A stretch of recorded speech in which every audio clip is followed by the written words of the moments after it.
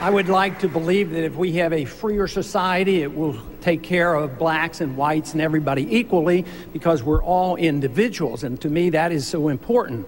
But if we had equal justice under the law, I think it would be a big improvement. If we had probably a repeal of most of the federal laws on drugs and the unfairness on how blacks are treated with these drug laws, it would be a tremendous improvement. Congressman Paul.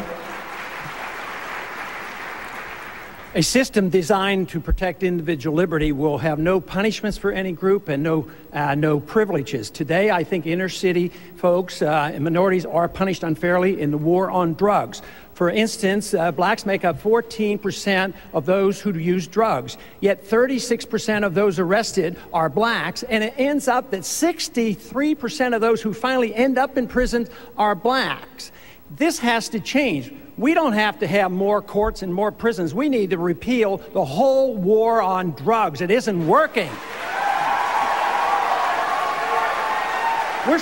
We have already spent over $400 billion since the early 70s, and it's a wasted money. Prohibition didn't work. Prohibition on drugs doesn't work. So we need to come to our senses, and absolutely, it's a disease. We don't treat alcoholics like this. This is a disease, and we should orient ourselves to this. That is one way you could have equal justice under the law. Thank you, Congressman. The next question will be asked. Congressman Paul's support has gradually been slipping for the death penalty among all Americans. The Pew Forum on Religion and Public Life reports a large majority of whites still support capital punishment, while blacks and Latinos do not. Now, I know this is mostly a state function, but the president does appoint appellate judges and, of course, the highest appellate judges in the land, the Supreme Court justices who often review death penalty cases. Do you think the death penalty is carried out justly in the United States? And do you want to see it continued during your presidency? 30 seconds, Congressman. You know, over the years, I've held pretty rigid to all my beliefs, but I've changed my opinion about the death penalty. For federal purposes, I no longer believe in the death penalty. I believe it has been issued unjustly. If you're rich, you get away with it. If you're poor and you're from the inner city, you're more likely to be prosecuted and convicted. And today, with the DNA evidence, there's been too many mistakes, so I am now opposed to the federal death penalty. Thank you, Congressman. Senator Brownback. I'm not a racist. Matter of fact, Rosa Parks is one of my heroes. Martin Luther King is a hero because they practice the libertarian principle of civil disobedience, nonviolence. Libertarians are incapable of being a racist because racism is a collectivist idea. You see people in groups. A civil libertarian like myself see everybody as an important individual. It's not the color of their skin that is important, as Martin Luther King said.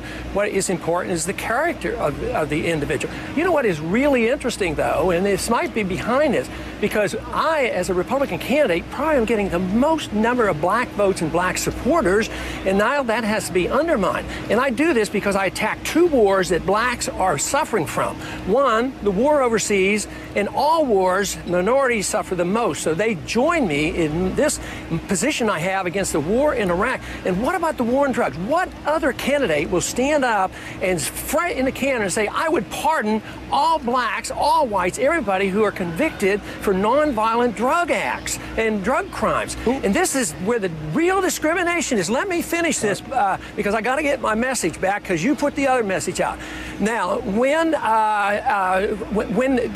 you want to look for discrimination, it's in the judicial system. 14% of the inner city blacks commit drug crime. 67% of blacks are in prison.